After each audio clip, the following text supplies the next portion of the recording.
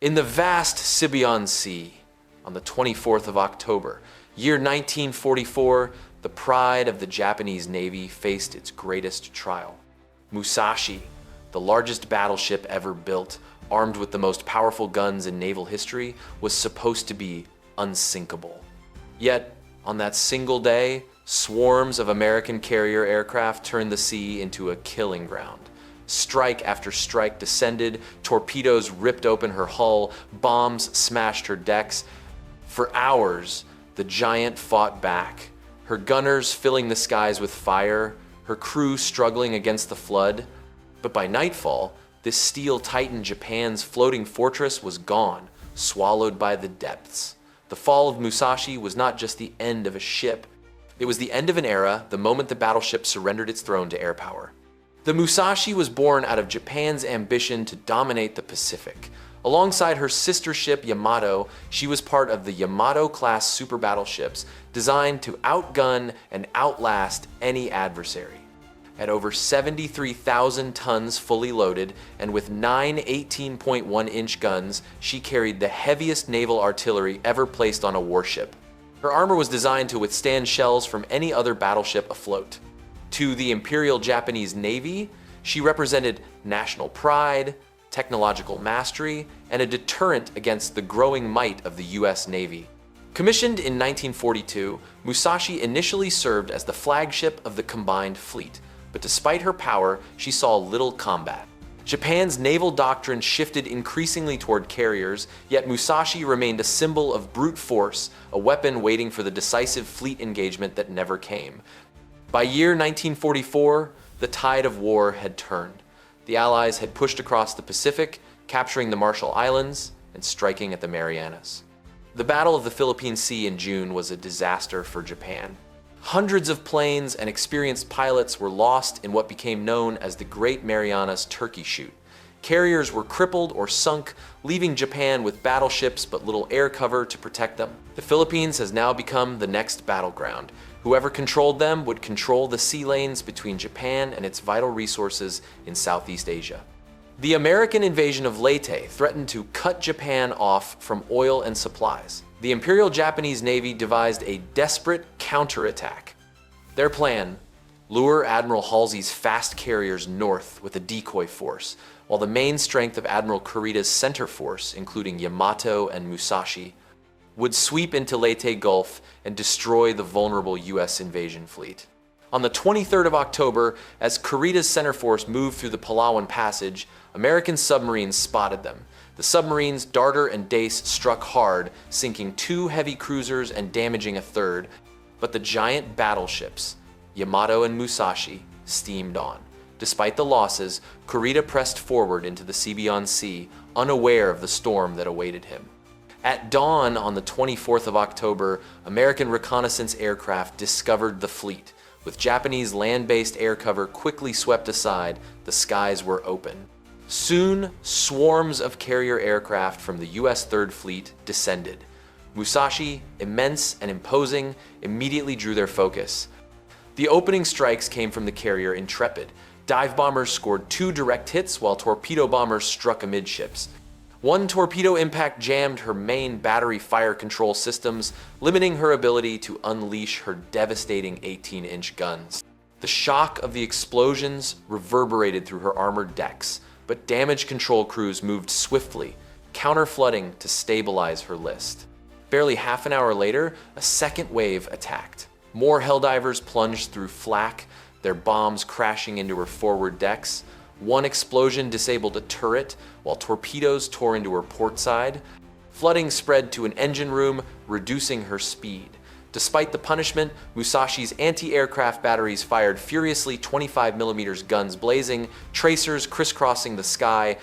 American pilots described the flak as intense and deadly, with more than a dozen aircraft lost that day. Around midday, 30 more aircraft from Essex and Lexington attacked. Torpedoes struck both port and starboard, leaving Musashi sagging forward, her bow digging deeper into the sea. Casualties mounted among the gun crews as bomb blasts wiped out anti-aircraft mounts. Still, the ship fought back. Musashi's gunners fired experimental Type 3 incendiary shells skyward, their brilliant explosions surprising US aviators. But accuracy was limited and the attacks pressed on. By afternoon, Musashi lagged behind Kurita's main formation, struggling at reduced speed. Another wave of nearly 70 aircraft pounded her again. Bombs slammed into her bow, torpedoes smashed her starboard side, and fires spread across her decks. Survivors later described scenes of chaos, compartments flooding, crewmen struggling in smoke-filled corridors, and damage control parties fighting to keep the ship alive. A fifth attack came soon after, inflicting more torpedo strikes. Musashi was now nearly dead in the water, heavily down by the bow, engines crippled, her fate sealed. By late afternoon, the Musashi was a dying giant. Her bow was deeply submerged, smoke poured from shattered decks, and speed had dropped to a crawl. Yet her crew still fought desperately as another wave of aircraft approached the largest of the day. 70 American planes swept in, dive bombers and torpedo bombers striking in coordinated formations. Torpedoes ripped into both sides of her hull, hammering the forward engine rooms and flooding boiler compartments. Each impact rocked the ship, tearing open seams and throwing men from their stations. Above, helldivers plunged through smoke and flak, their bombs blasting gun positions and igniting raging fires. Entire anti-aircraft crews were wiped out in seconds. Even in her death throes, Musashi fought back. Her massive 18-inch guns thundered defiantly, throwing up colossal geysers of water, while her remaining 25mm batteries stitched the sky with tracers. Pilots later admitted they were awed by her resilience. But the punishment was too great. By the end of the assault, Musashi had endured more damage than any battleship before her, an estimated 19 torpedo hits, 17 bombs, and countless near misses. Her armor buckled, her power gone, her bow plunging deeper into the sea, she was left helpless. Darkness closed in as the great battleship settled lower, her fate finally sealed. As dusk fell on the 24th of October, year 1944, the once mighty Musashi was mortally wounded. Her bow was submerged, her engines crippled, and hundreds of compartments flooded beyond control. Fires raged across her decks, and the thunder of her guns had grown sporadic. Admiral Kurita, realizing she could no longer remain with the fleet, gave the order to abandon ship. For the men aboard, the final moments were chaos. Damage control parties fought on even as water surged through shattered bulkhead. Wounded sailors were carried topside, where they faced a terrible choice: leap into the oil-slicked sea or go down with their vessel. Survivors later recalled the groaning of twisted steel as the ship's massive frame bent under the weight of the ocean. Rear Admiral Toshihira Inoguchi, Musashi's commanding officer, refused to leave. Gravely wounded earlier in the battle, he chose to remain at his post, embodying the spirit of Bushido loyalty to ship and emperor, even in death. Shortly after 7:30 p.m., Musashi rolled to port. Her stern lifted, her bow plunged, and with a thunderous roar, she slipped beneath the Sibuyan Sea. Of nearly 2,400 crew, over 1,000 perished. Nearby destroyers picked up survivors, but the pride of Japan's fleet was gone. The sea closed over Japan's floating fortress, leaving only wreckage and memories.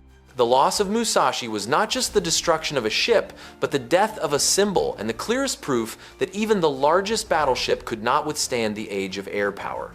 The sinking of Musashi shocked Japan. Despite her immense armor and size, she had been overwhelmed entirely by air power. The loss deprived Kurita's fleet of one of its most powerful ships, yet the center force continued, later clashing with US forces off Samar in one of the most desperate naval battles of the war. For the Americans, Musashi's destruction revealed both the power and the limitations of carrier aviation. Pilots initially exaggerated the damage done to other Japanese ships, convinced they had crippled the entire fleet. In truth, most attacks had concentrated on Musashi alone. She had absorbed so much punishment that the rest of Kurita's fleet was relatively untouched.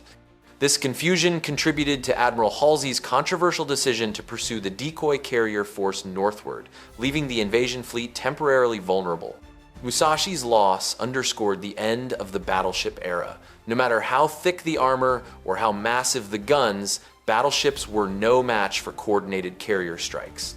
Her sister ship, Yamato, would meet a similar fate 6 months later in Operation Ten-Go. For decades, Musashi's resting place was unknown. In 2015, billionaire Paul Allen's expedition located her wreck more than 3,000 feet beneath the Sibuyan Sea.